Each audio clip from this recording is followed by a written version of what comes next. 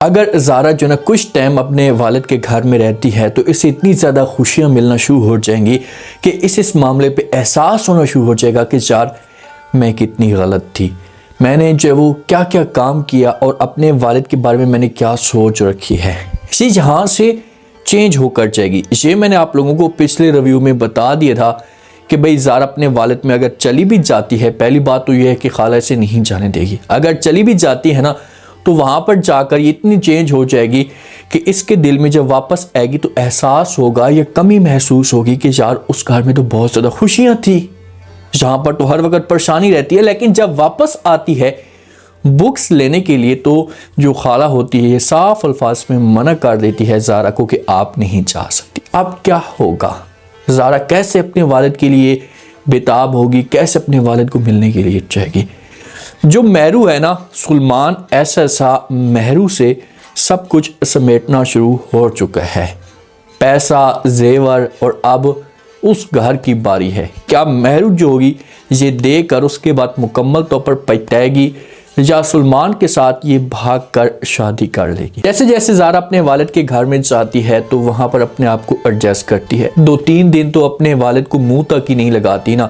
نہ ہی اس کے پاس آتی ہے، نہ ہی اس حساب سے لفٹ کراتی ہے۔ والد کو بڑی پریشانی ہوتی ہے، لیکن والد جو ہوتا ہے یہ پھر بھی زارا کو اپنے پاس بلاتا ہے نا تو اس کے ساتھ کھول کر بات کرتا ہے کہ بھئی دنیا کی آپ کوئی بھی چیز لینا چاہتی ہیں، کسی بھی چیز کے اوپر آپ ہاتھ رکھنا چاہتی ہیں تو آپ ہاتھ رکھیں، میں آپ کے سامنے وہ لا کر کھڑی کر دوں گا۔ تو زارا آگے سے طنز کرتی ہے اور اپنے والد کو کہتی ہے کہ آپ کو میرے بارے میں پریشان ہونے کی کوئی بھی ضرورت نہیں ہے، آپ جو وہ ٹینشن نہ لیں، یہ سب کچھ جو وہ مجھے نہیں چاہیے۔ تو یہ اب اپنے گھر میں جب موجود ہوتی ہے تو وہاں پر اس کا جو وہ برتھڈے کا انتظام بھی کرتے ہیں، سارے کے سارے جو وہ زارا کا برتھڈے کرتے ہیں، بڑی خوشی کے ساتھ پورے فنکشن کو سجاتے ہیں اور سب کے چہروں کے اوپر بڑی مسکراہٹ ہوتی ہے۔ جب یہ خالہ کے گھر میں ہوتی ہے نا تو کبھی بھی اس کا جو وہ برتھڈے اس طریقے سے نہیں سجایا جاتا، بلکہ زارا کو اس بات کا پتہ بھی نہیں ہوتا۔ اور جو ہماری عالیہ بیگم ہے یہ ادھر اپنے گھر میں سوچ رہی ہوتی ہے، اس کے دماغ کے اندر جو عجیب طرح کے خیالات چاہ رہے ہوتے ہیں کہ بھئی اب وہ میسنی زارا ہمیں گھاس تک نہیں ڈال رہی،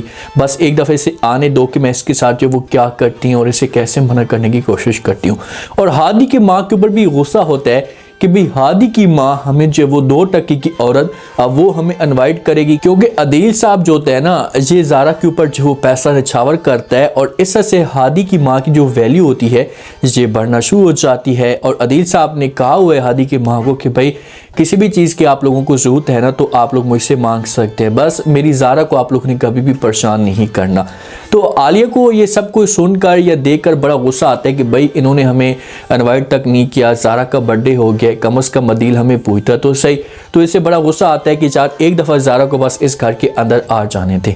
اب یہ زارا یہاں سے جانے کی تیاریاں کر رہی ہوتی ہے، اپنے والد کے پاس آ کر بیٹھتی ہیں، چلو اچھی بات ہے کہ اجازت تو کم از کم لے رہی ہے نا۔ والد کو آ کر کہتی کہ ٹھیک ہے اب میں جا رہی ہوں یا میں جانا چاہتی ہوں۔ تو والد کہتا ہے کہ آپ کیوں جانا چاہتی ہیں، یہ آپ کا گھر ہے، آپ اس گھر کے اندر آئی ہیں تو آپ اس گھر کے اندر ہی رہیں۔ تو زارا کہتی کہ ویسے بھی میرے جو وہ فائنل ایگزامس ہیں تو ان کی میں نے جو وہ تیاری کرنی ہے تو اسی وجہ سے مجھے جانا ہوگا۔ تو والد کہتے ہیں کہ تم یہاں پر بھی رہ کر تیاری کر سکتی ہو۔ تو اتنے میں ریحان جو ہوتا ہے ان کے آپس میں گپ شپ سن ہوتا ہے اور پھر وہ بات کرنا شروع کر دیتا ہے، زارا کو منع کر دیتا ہے، زارا کو کہتا ہے کہ پاپا جانی جو باتیں کہہ رہے ہیں یہ ٹھیک کہہ رہے ہیں، آپ کو بالکل بھی یہاں سے نہیں جانا چاہیے، آپ یہیں پر بیٹھ کر جو وہ تیاری کر سکتی ہیں، اور ویسے بھی آپ وہاں پر بھی جا کر میری ہیلپ کرتی تھی تو جہاں پر ہم دونوں ایک ساتھ رہیں گے بہن بھائی تو اچھے طریقے سے تیاری بھی کر لیں گے اور جو وہ اس حساب سے مجھے کوئی پریشانی بھی نہیں ہوگی۔ کسی بھی طرح سے سارے کے سارے گھر والے جو ہوں گے نا یہ پھر زارا کو منع کرنے کی کوشش کریں گے تو زارا جو ان کی بات مان لے گی کہ اچھا ٹھیک ہے میں ایسا کرتی ہوں کہ بکس جو ہے نا وہ میرے گھر میں پڑی ہوئی ہیں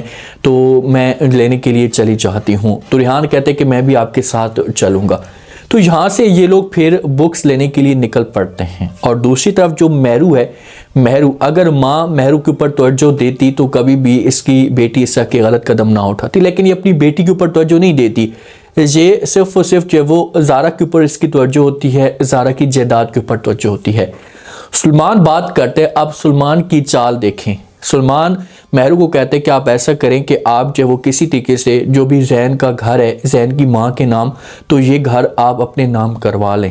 تو جب یہ بات مہرو سنتی ہے تو کافی کنفیوز ہو جاتی ہے اور یہ سلمان کو آگے سے جواب دیتی ہے کہ ایسا کیسے ہو سکتا ہے، اتنا عالی شان گھر اور ماما جانی یہ بات کبھی بھی ایکسیپٹ نہیں کریں گی، وہ تو میرے اوپر بھی شک کرتی ہیں۔ تو سلمان کہتے ہیں کہ وہ آپ کی اپنی مرضی ہے، مجھے کسی قسم کی کوئی پرابلم نہیں ہے، بس میں تو آپ کے بارے میں سوچ رہا تھا کہ کل کو ہماری شادی ہوگی تو آپ اس گھر کے اندر سکون کے ساتھ رہیں گی، چل کریں گی اور آپ کی کوئی بھی پریشانی نہیں ہوگی، تو اسی وجہ سے میں نے جو سکی بات کی ہے اور یہ سب کچھ تم کر سکتی ہو، تمہارے اوپر ڈیپینڈ ہے کہ تم نے یہ کیسے کرنا ہے، بس تم جاؤ اور جا کر یہ کرنا شروع کر دو۔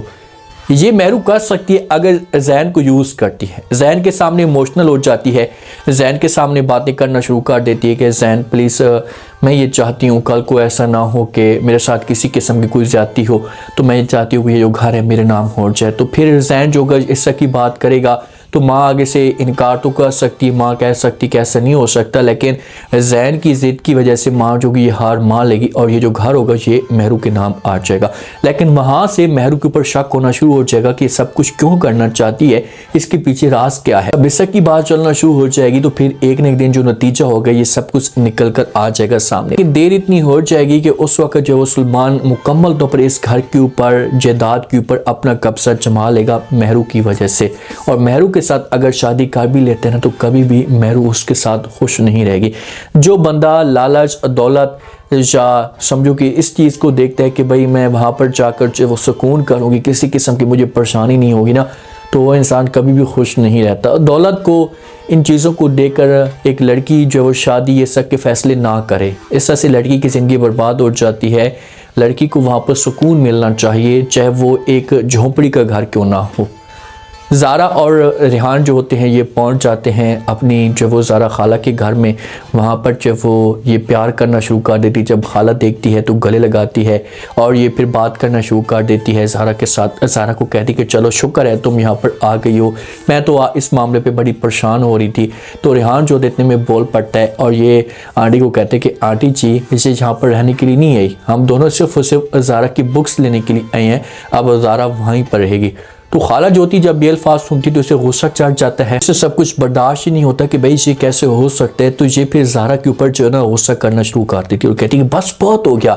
میں سب کچھ برداشت نہیں کر سکتی کہ تم وہاں پر رہو، تم اتنی چینج ہو گئی ہو، تمہارا طور طریقہ، اور تم نے پوچھا تک نہیں ہے کہ میری خالہ کیسی ہے، تم نے کہیں پر بھی نہیں جانا اور تم یہیں پر رہو۔ تو جب یہ الفاظ زارا سنتی ہے تو زارا اپنی خالہ کے سامنے اف تک نہیں کرتی، یہ تو آپ لوگوں کو پتہ ہے نا بھائی۔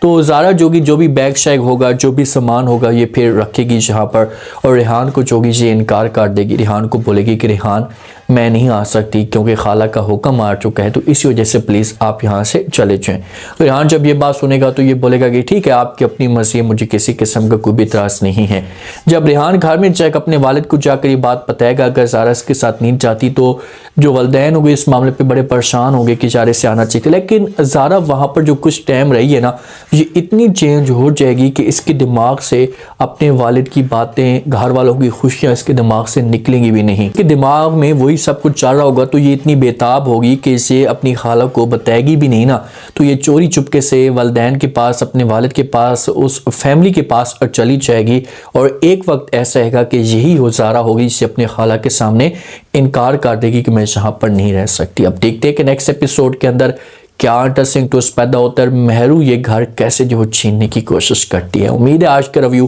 آج کی ٹیزر آپ لوگوں کو پسند آیا ہوگا۔ آپ نے کمنٹ سیکشن میں لاسٹ میں بتانا آپ کو کیا لگتا ہے، کیا نیکسٹ ایپیسوڈ کے اندر جو وہ زارا کو خالہ جو وہ منع کر دے گی، کیا زارا جو یہ ریحان کے ساتھ واپس جائے گی؟ سو نہیں، لاسٹ میں فیڈ بیک دو، سبسکرائب کر دیں۔